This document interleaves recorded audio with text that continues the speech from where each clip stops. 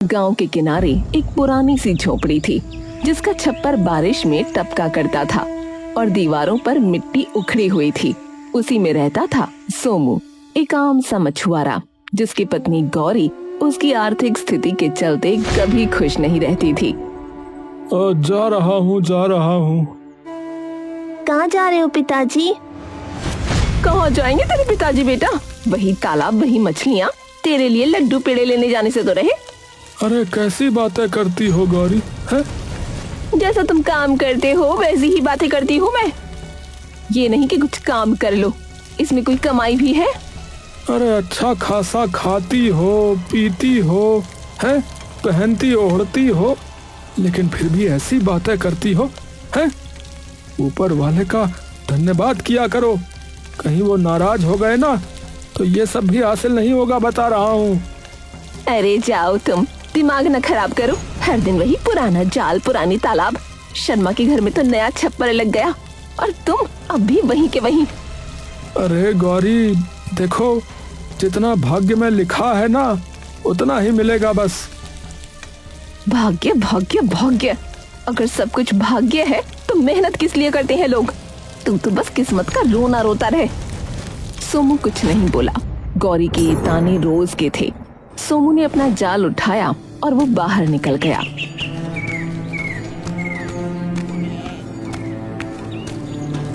अरे चल रे जाल, आज कुछ ज्यादा मछलियां पकड़ ले तो गौरी का मूड भी ठीक हो जाए।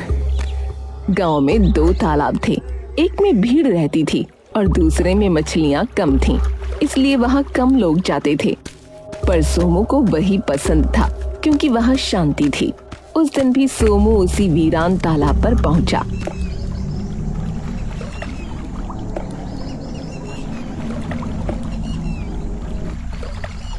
जाल फेंका, इंतजार किया, लेकिन आज कोई मछली नहीं आई। अरे भैया, आज तो एक भी मछली नहीं फंसी, ऐसा कैसे हो सकता है? उसने फिर कोशिश की, फिर दूसरी बार,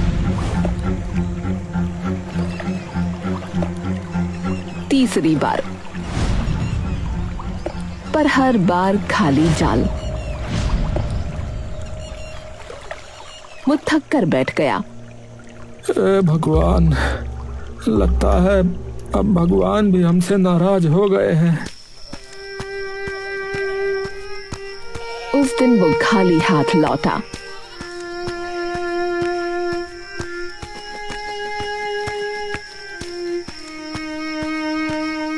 और गौरी के ताने सुनकर सो गया।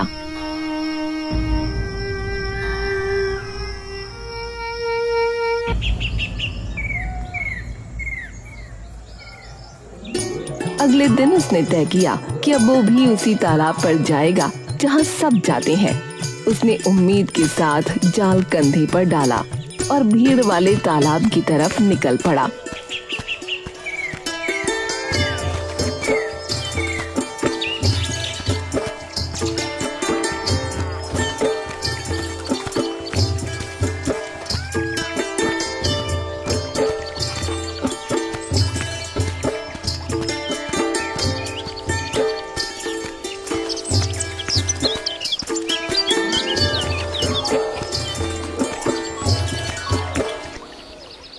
अरे सोमू भी आ गया, देखो।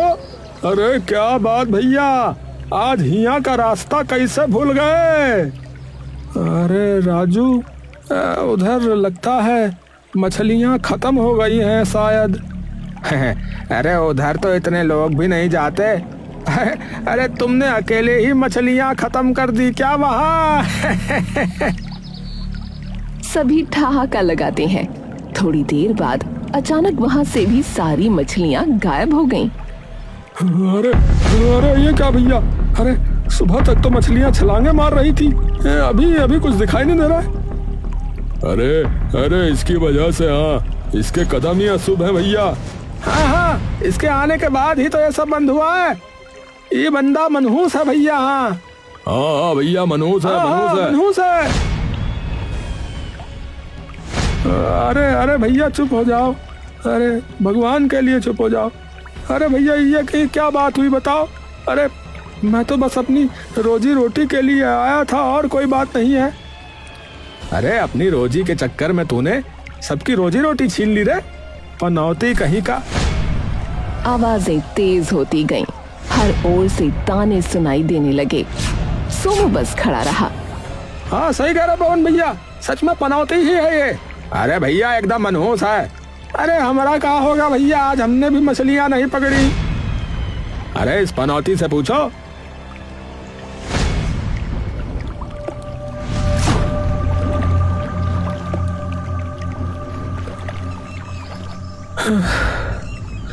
शायद ये लोग सही ही कह रहे हैं।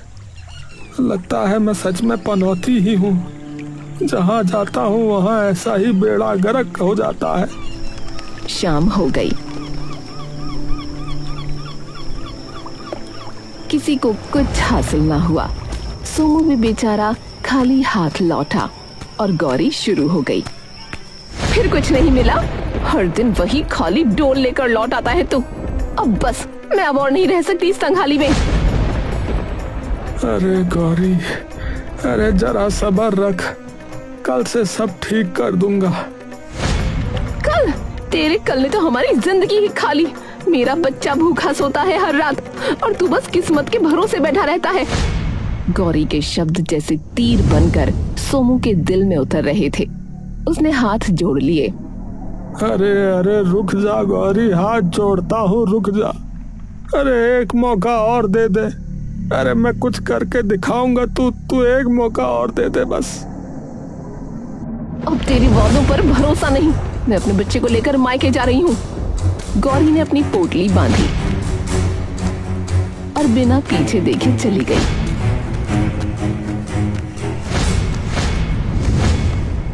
सोमू वहीं खड़ा रह गया, खाली झोपड़ी में खाली दिल के साथ। उसकी आंखों से पानी टपकने लगा। अगर यही किस्मत है तो इसे मैं नहीं मानता अभा। हाँ, मैं नहीं मानता। मैं अब अपनी किस्मत बदलूंगा। हाँ, बदल कर रहूंगा। हाँ।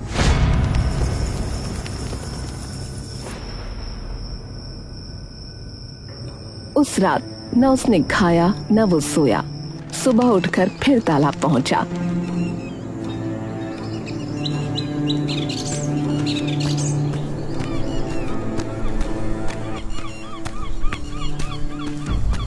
जाल फेंका, घंटों बैठा, लेकिन नतीजा वही सन्नाटा। अब गांव में चर्चा फैल गई थी। अरे भैया सुना है सोमू गया रहा आज फिर से तालाब पर है, सच है का? अले थोलो भैया, अले उतने कदम ना पलते ना, वहाँ तू भी है तो बोता है। अरे सच में वो मनहूस है भैया। हाँ, उसके कारण देखो पूरे गांव का धंधा चौपट हो गया। बताओ। वो लोग सोमू को गांव से निकालने की सोचने लगे, जिसके लिए वो सीधा राजा शंकर देव के दरबार में उसे लेकर पहुंच गए।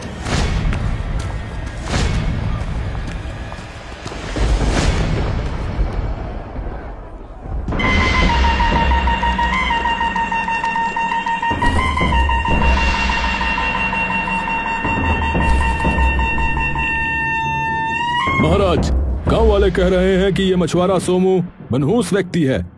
इसके रहते सबका दुर्भाग्य बढ़ता जा रहा है महाराज। मनहूस? क्या सच में? तभी एक सैनिक हांफता हुआ भीतर आया। महाराज, महाराज, महाराज की जय हो। महाराज, पड़ोसी राज्य के राजा जिनसे आपने पिछले सप्ताह ही संधि की थी, वो अब क्रोधित हो गए हैं, नाराज हो गए महाराज। उन्होंने युद्ध की तैयारी प्रारंभ कर दी है। राजा का चेहरा बदल गया। उनकी आंखों में गुस्से की लपटें थीं। क्या कहा? अभी तो समझाता हुआ था। जी, पर अब जाने क्या हो गया उनको। ये सब इस मनहूस मछुआरे की वजह से है। इसे अभी महल से निकाल दो। इसके कदमों का साया भी इस राज्य पर ना पड़े। ये हमारा आदेश है। जी महाराज। और हाँ, आज के बाद कोई भी आम व्यक्ति, विशेष तौर पर गरीब और निर्धन, इस महल में नहीं आएगा। क्या मालूम कौन मनहूस है और कौन नहीं। सोमू को सैनिकों ने पकड़ा और दरवाजे के बाहर फेंक दिया।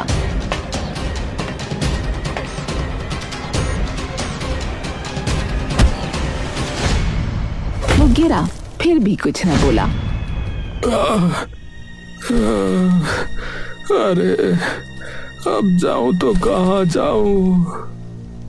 अरे अब तक हम जब चाहते थे तब राजा के पास चले जाते थे। इस मनहूस की वजह से तो जो है अब हमारा राज दरबार का दरवाजा भी बंद हो गया भैया। अब राजा किसी से बात नहीं करेगा, कह दिया है उसने। अरे वैसे तुझे कुछ अजीब नहीं लगा? महाराज ऐसे तो नहीं थे। अरे भैया यहाँ खाने के लाले पड़े हैं और तुझे जो है महाराज की पड़ी हुई है। अरे महाराज चलो अब यहाँ से। उधर सोमू भूखा प्यासा बिना दिशा के चलता रहा।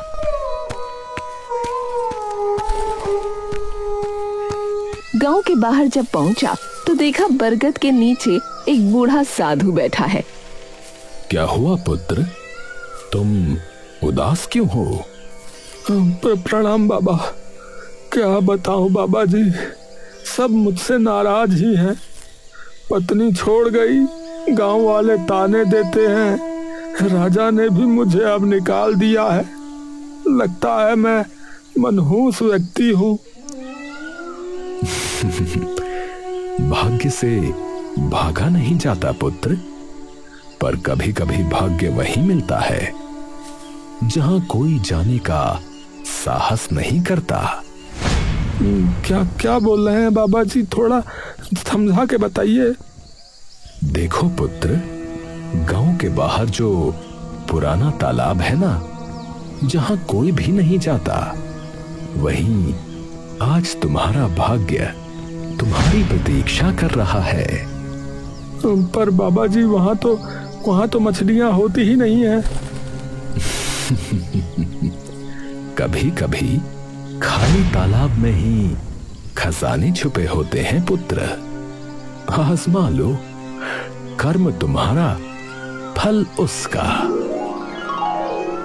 सोमू ने सर झुका लिया। वो चल पड़ा उसी पुराने तालाब की ओर। तालाब शांत था, हवा ठंडी और शाम ढल रही थी। सोमू ने अपना पुराना फटा हुआ जाल उठाया और पानी में फेंका। अरे भैया चलो देख ही लेते हैं, वैसे भी अब खोने को बचा ही क्या है। थोड़ी देर बाद जब उसने जाल खींचा तो कुछ छोटी मछलियां मिलीं। उसके चेहरे पर कई दिनों के बाद मुस्कान आई। अरे वाह, अरे शायद बाबा जी बिल्कुल सत्य कह रहे थे। दिल में थोड़ी उम्मीद जगी। उसने दोबारा जाल फेंका। इस बार जब जाल खींचा तो पानी से एक चमकदार रोशनी निकली। सोमू चौंधिया गया। जाल में एक सुनहरी मछली फंसी थी। वो ऐसे चमक रही थी मानो सूरज की किरणों को निगल लिया हो। अरे भगवान, अरे ये कैसी मछली है? अरे ये तो इतनी सुंदर और इतनी चमकदार है कि क्या ही बताऊं। वो झुककर मछली को हाथों में उठा लेता है। मछली की आंखें गहरी नीली थीं और पंख सोने जैसे। अरे अरे वाह, अरे आज तो किस्मत जाग गई। हाँ, सही कहा था बाबा ने। हाँ। पर तभी वो मछली बोल उठी, इतनी जल्दी मुझे अपनी किस्मत मत कहो सोमू। सोमू के हाथ कांप गए। उसने चारों तरफ देखा।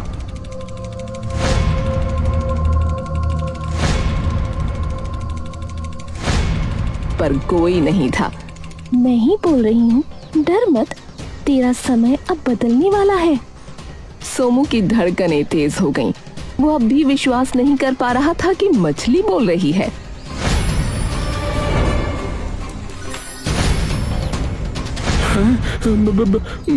बोलने वाली मछली? अरे ये कैसे संभव है? मुझे मारना मत, मेरी मदद करो, तुम्हारा भाग्य सुधर जाएगा। अरे अरे तुम पहले ये बताओ कि तुम बोल कैसे रही हो। ये कौन सा चमत्कार है? मैंने आज तक तो ऐसा कभी नहीं देखा। और तुमको मुझसे भला कौन सी मदद चाहिए? तुम बस मेरी बात मानो, आगे सब ठीक होगा। लेकिन कुछ नहीं सोमू, मुझे वापस तालाब में छोड़ दो और जंगल में जाओ। वहाँ एक कुटिया है, उसके बाहर एक मूर्ति खड़ी है, हाथ में तलवार लिए। उस मूर्ति की तलवार को इस तालाब के पानी में धोकर वापस उसी मूर्ति को छूना, बस सब ठीक हो जाएगा। लेकिन ऐसा क्यों? ये सब किस लिए? समय आने पर सब जान जाओगे। अब जाओ ना, देर मत करो। सोमू के मन में तूफान था, शक भी, उम्मीद भी। पर जब उसने मछली की नीली आंखों में देखा तो उसमें एक सच्चाई की चमक थी। ठीक है, जैसा जैसा तुम कहती हो मैं वैसा ही करूंगा।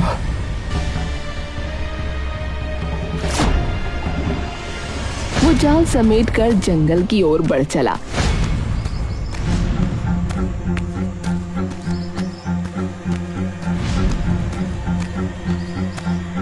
पेड़ों की परछाइयां जमीन पर रेंग रही थीं।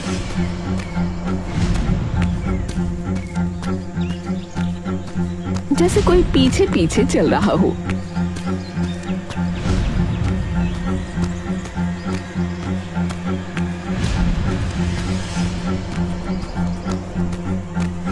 काफी देर भटकने के बाद उसने देखा सामने एक टूटी फूटी कुटिया थी। कुटिया के बाहर सचमुच एक पत्थर की मूर्ति खड़ी थी और तलवार उसकी मुट्ठी की ढीली पकड़ में थी। यही होगी वो जगह। उसने कांपते हाथों से मूर्ति की तलवार उठाई। तलवार ठंडी थी, जैसे बर्फ की बनी हो। वो तालाब की तरफ गया।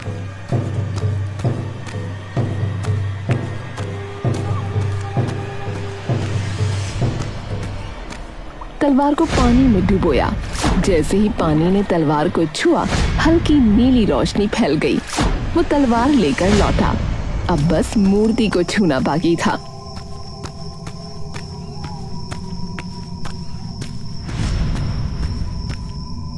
जय बजरंग बली, अब जो होगा देखा जाएगा। वो तलवार लेकर मूर्ति की ओर बढ़ा ही था कि तभी कुटिया के भीतर से एक गहरी आवाज गूंजी। कौन है? अंदर आओ, मेरी सहायता करो। सोमू ठिठक गया। उसका दिल जोरों से धड़क रहा था, पर उसने साहस जुटाया और दरवाजा धकेलकर भीतर चला गया।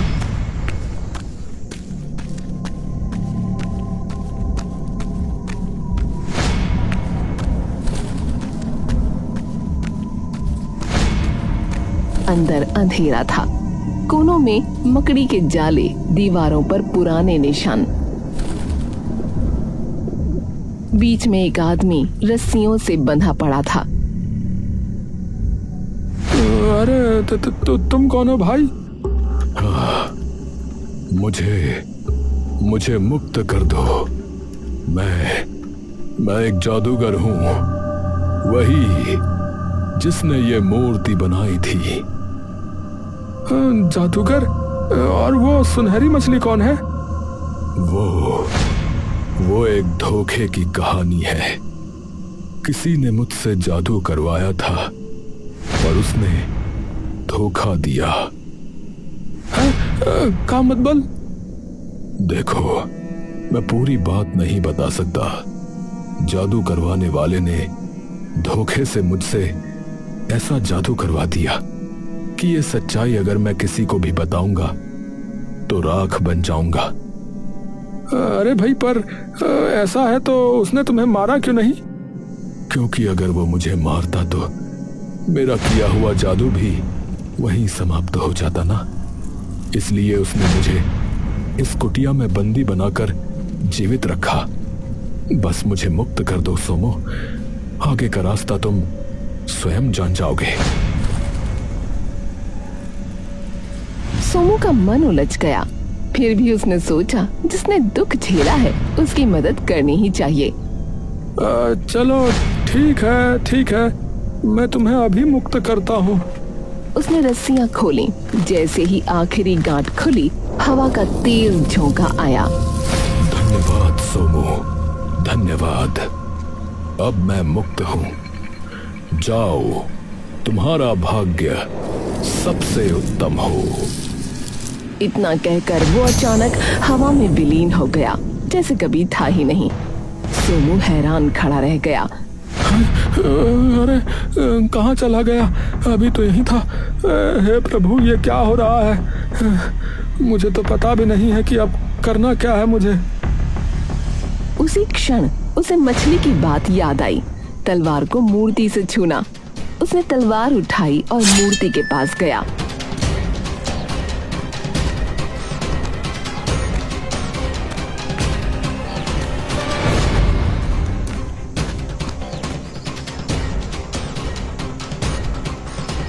अरे हाँ, अब जो भी सच्चाई है सामने आ ही जाए, उसको छू देता हूँ। उसने तलवार से मूर्ति को छुआ। क्षण भर के लिए सन्नाटा छा गया। फिर जमीन कांपी, मूर्ति में दरारें पड़ने लगीं और अंदर से एक तेज रोशनी फूटी। सोमू ने आंखें ढक लीं। जब रोशनी थमी तो मूर्ति की जगह पर एक इंसान खड़ा था।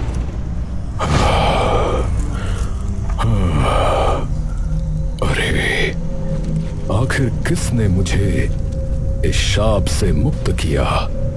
अरे महाराज शंकर देव, अरे महाराज आप यहाँ कैसे? हाँ, मैं ही हूँ। मुझे किसी ने छल से इस रूप में कैद कर दिया था।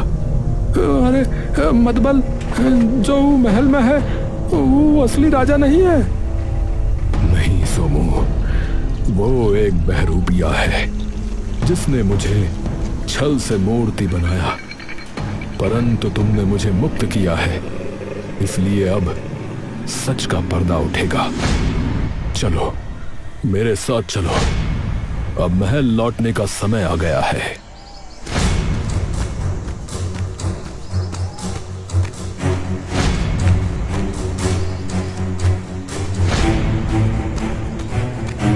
अचानक राजा ने कदम रोक दिए।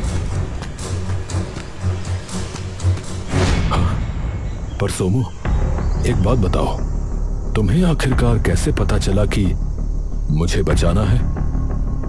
महाराज, ये सब तो सुनहरी मछली की वजह से हुआ। उसने ही मुझे राह दिखाई थी। उसने कहा था कि मैं आपकी मुक्ति की कुंजी हूँ। ये सुनते ही राजा का चेहरा बदल गया। मछली कहाँ है वो? सोमू ने बताया और दोनों बिना एक क्षण गंवाए तालाब की ओर दौड़ पड़े।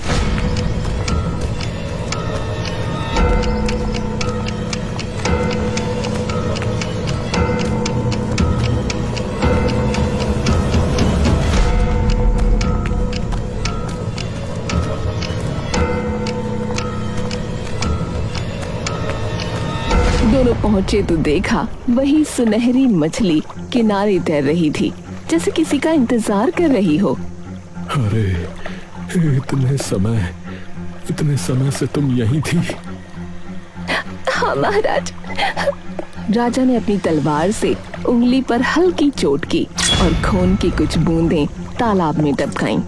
अचानक मछली का शरीर फैलने लगा और कुछ ही पलों में सामने एक स्त्री खड़ी थी। प्रिय, हे प्रिय, मेरी रानी। हाँ, इस मछुआरे ने हमें मुक्त किया है मेरे स्वामी। मैं तो बस आदेश का पालन कर रहा था महाराज। चलिए महल चलते हैं अब। तीनों महल लौटे।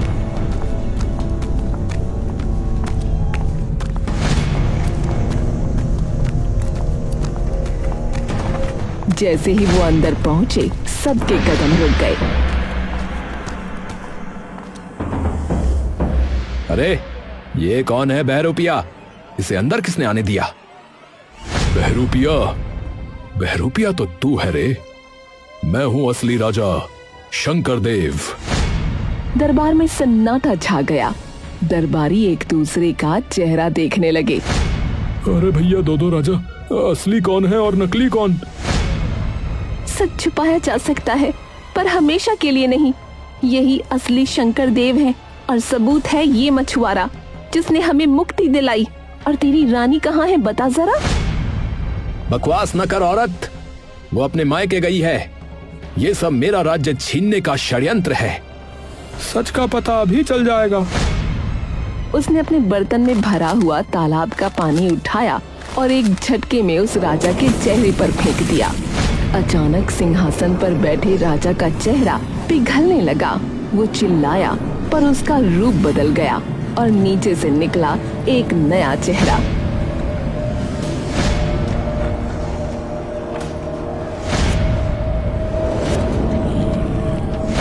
अरे राजकुमार, आप तो गुरुकुल गए थे। हे भगवान, बेटा तुम हमारे साथ छल करने वाला है, हमारा ही खून था। मैं समझ रहा हूँ। इसे भय था कि मैं इसे उत्तराधिकारी नहीं बनाऊंगा, इसी कारणवश इसने ये किया। राजा का अंदाजा बिल्कुल सही था। राजकुमार ने इसीलिए ये किया था। महारानी, मैं राजकुमार को इस राज्य का राजा नहीं बना सकता। वो बहुत ही क्रूर व्यक्ति है। मैं अपनी जनता को तड़पते हुए नहीं देख पाऊंगा। राजा के लिए मैं किसी अच्छे व्यक्ति का चुनाव करूंगा। मुझे गद्दी चाहिए। अगर पिताजी ने ना दी तो मैं छीन लूंगा। अब न्याय होगा। इस विश्वासघाती को कारागार में डाल दो। सैनिक आगे बढ़े।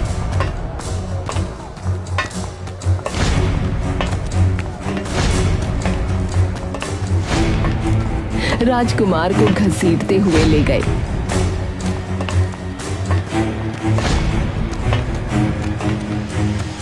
राजा शंकरदेव की जय, राजा शंकरदेव की जय, राजा शंकरदेव की जय। नहीं, अब से असली राजा वह है जिसने मुझे मुक्त किया। अरे महाराज, मैं तो बस एक गरीब मछुआरा हूँ और कुछ नहीं। तुम्हारी सच्चाई और साहस ने वो कर दिखाया जो सेनाएं नहीं कर सकी। तुम्हारे भाग्य ने तुम्हें यहां तक पहुंचाया है सोमू। अब इसे अस्वीकार मत करना। पर मेरा भाग्य तो ऐसा है महाराज कि जिस तालाब पे मैं पहुंचा वहां मछलियां ही गायब हो गई। वो आपका भाग्य नहीं, हमारे नकली राजा की करतूत थी। उन्होंने एक ऐसी औषधि डलवाई थी ताकि तालाब सूख जाए और वो उसे अपने काम में ला सके। क्या? अब तो मान गए ना सोमू अपने भाग्य को।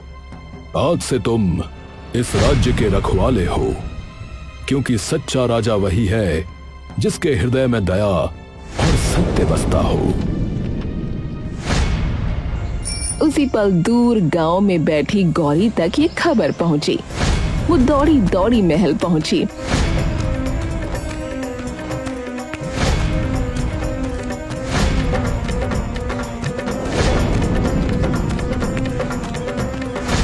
सोमू, मुझे माफ कर दो। मैंने तेरे भाग्य पर शक किया। भाग्य से भागा नहीं जाता गौरी, बस उसे पहचानने की देरी होती है। गांव के वही लोग जो कभी उसे मनहूस कहते थे अब उसकी जयकार कर रहे थे।